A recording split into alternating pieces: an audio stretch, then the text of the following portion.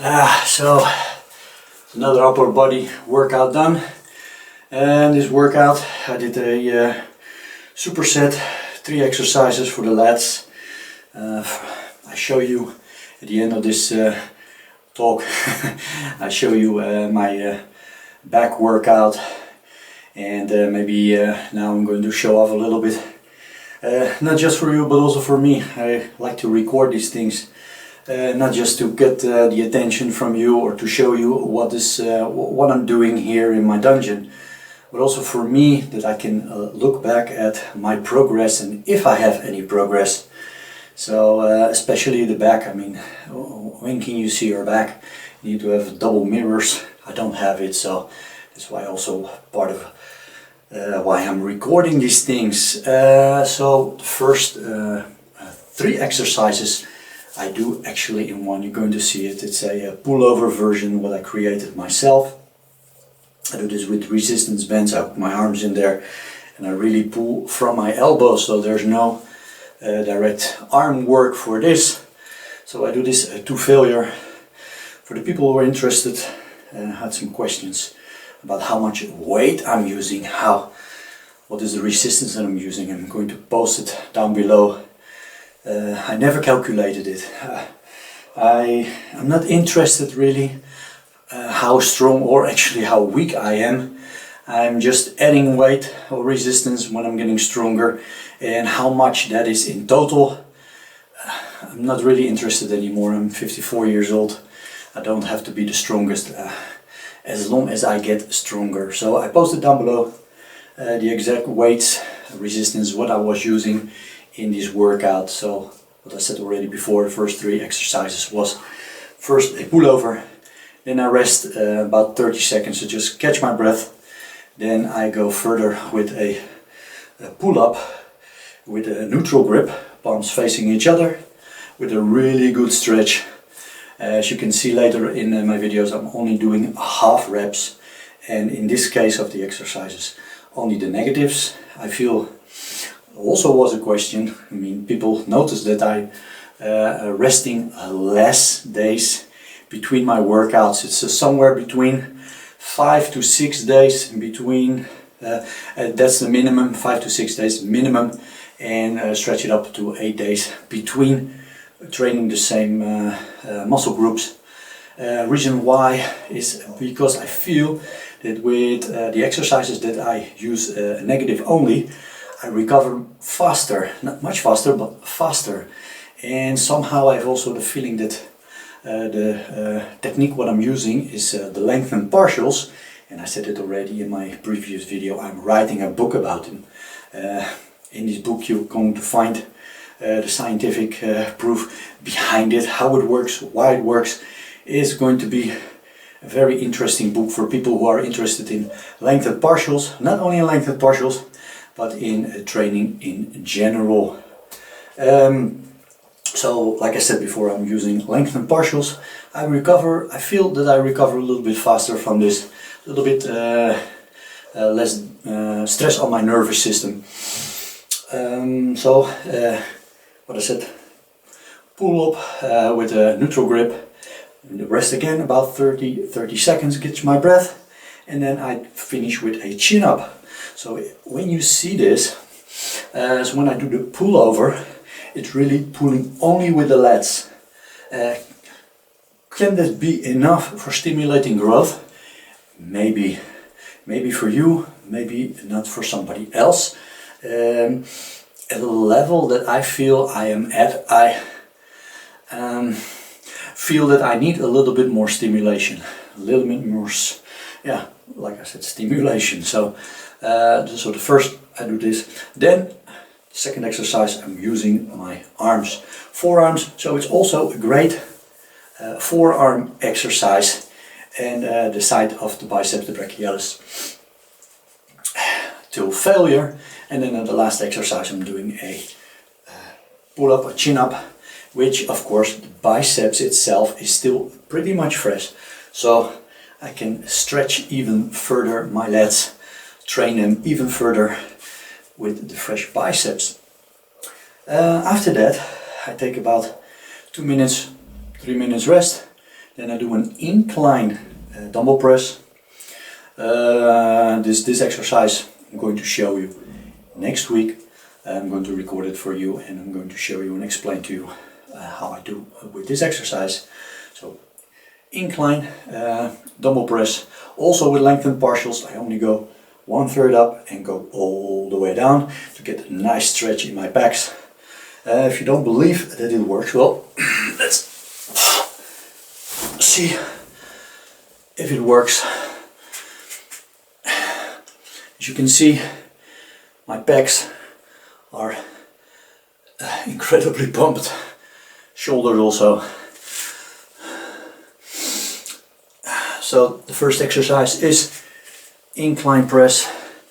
After that I rest 1 minute again, catch my breath a little bit, and then a second exercise for my chest is a fly. With a fly I also do not go all the way up, only to 1/3. Higher than that it doesn't make any sense, because there's no pull anymore on the chest itself.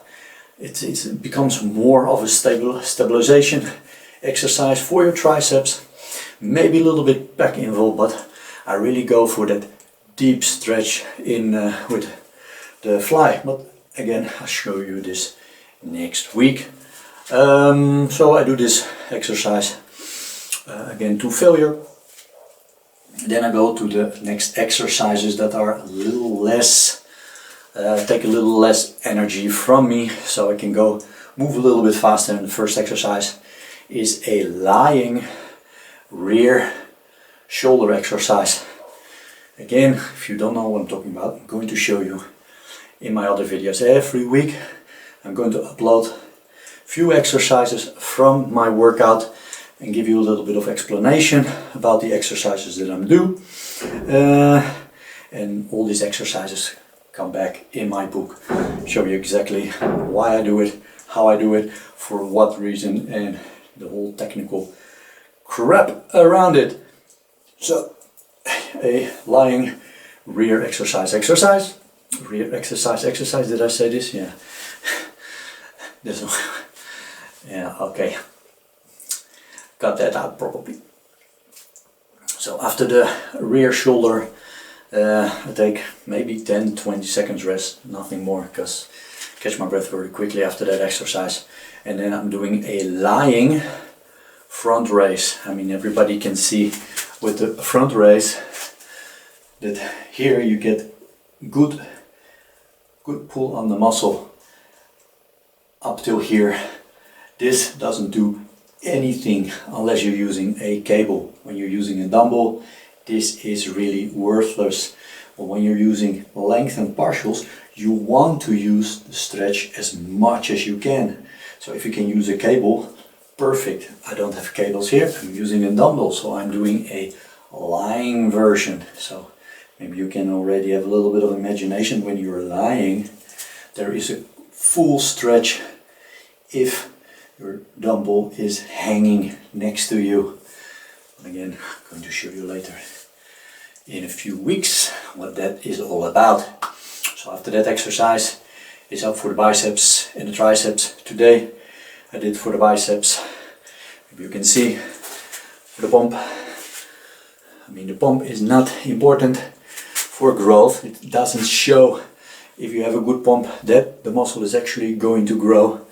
But of course, it's one of those things that we chase for, because that's one of the things that we like to feel and stay motivated. If you did a workout and you don't have any pump, maybe you get good stimulation, but it's not really motivating anyway, and not for me. So I also chase a little bit of that. I have to feel a good pump in my biceps or triceps and chest and back, and everything has to be pumped up.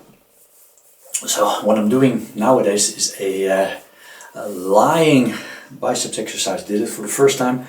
I don't know yet if that's the perfect exercise. My arms started tingling very much from the forearms and the biceps. Just this tingling, like there's no, the nerves get a little bit overexcited. Because as you maybe can imagine, when you're lying, you really have incredible stretch on your arms when they're lying. So it's perfect for lengthened partials. And you don't go all the way up, because then there's no tension anymore. So you stay in this position. And I don't know, I did it for the first time. I have to see how it feels next time and how the progression goes. If I like it or not. I mean, my whole journey of training is actually also a big part is trying to find the right movements and trying to evolve a little bit. I don't like to get stuck like many people do. They did do exactly the same as 20 or 30 years ago, and they don't see any progression, and they think, well, this is my natural potential probably. Well, I like to try to experiment a little bit and see how my body reacts to it. If my body reacts good to it, I keep it. If it stays the same or I don't see any, then go back to the drawing board. So after the bicep curls, only one set, I do an overhead seated overhead extension. I like this exercise very much. I'm going to show you also, maybe you saw it before already. I mean, last video what I did was a seated dumbbell curl and seated overhead triceps extension. So go back to that video. Maybe I post a link on the top that you can watch this video. So let's see how my back looks. If for the next time I can compare it and see if it goes somewhere.